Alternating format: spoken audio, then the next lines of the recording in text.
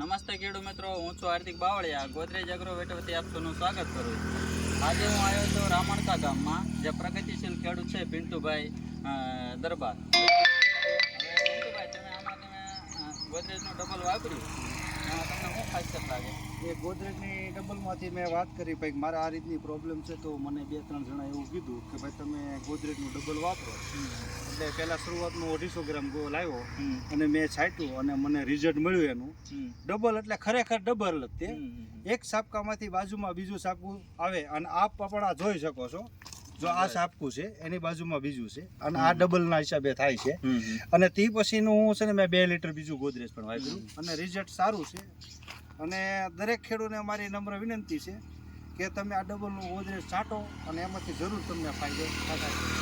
પિન્ટુભાઈ આમાં 2 થી 2.5 લીટરનો ઉપયોગ કરી લીધો છે ડબલનો, અને એમને સંતોષકારક રિઝલ્ટ મળ્યું છે.